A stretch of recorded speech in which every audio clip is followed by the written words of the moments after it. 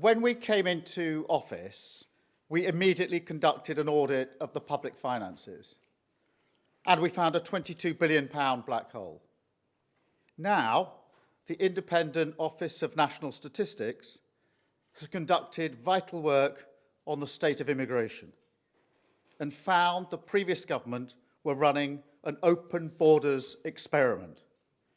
As the ONS sets out, nearly 1 million people came to Britain in the year ending June 2023. That is 4 times the migration levels compared with 2019. Time and again, the Conservative Party promised they would get the numbers down. Time and again, they failed. And now the chorus of excuses has begun.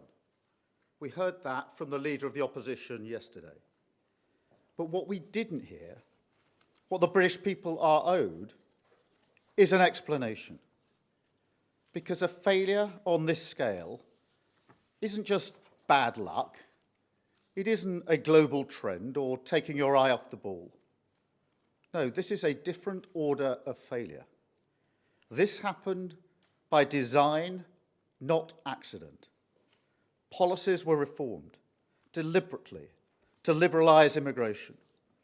Brexit was used for that purpose, to turn Britain into a one-nation experiment in open borders.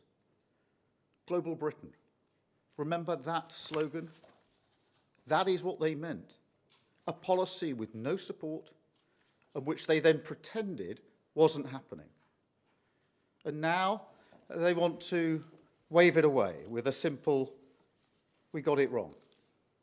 Well, that's unforgivable. And mark my words, this government will turn the page.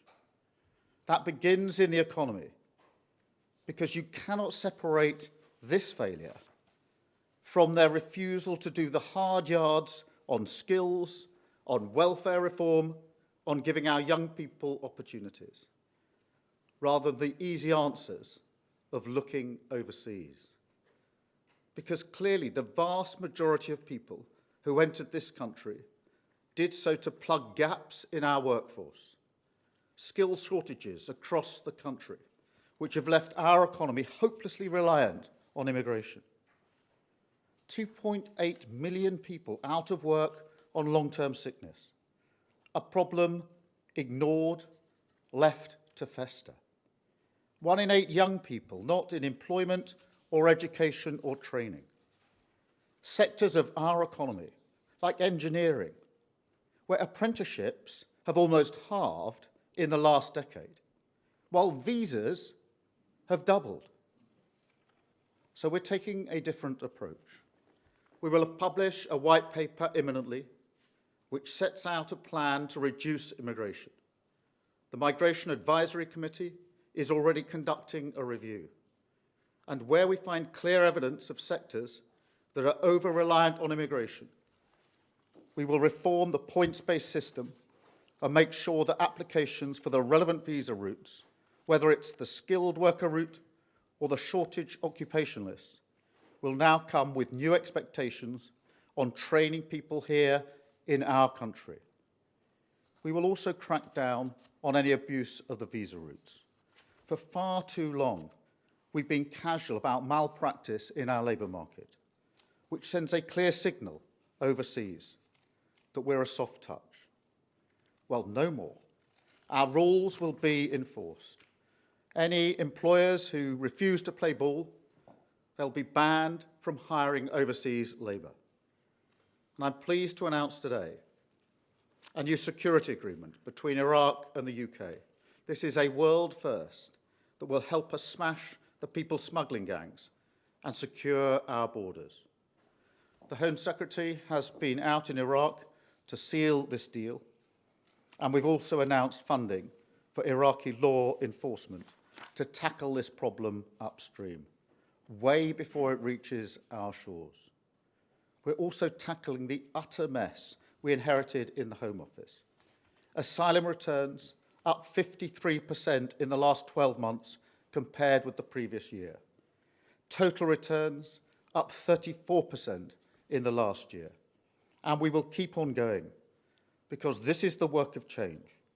And alongside the NHS and the economy, securing our borders is the issue that matters to working people. You know, what people want from politics is not unreasonable.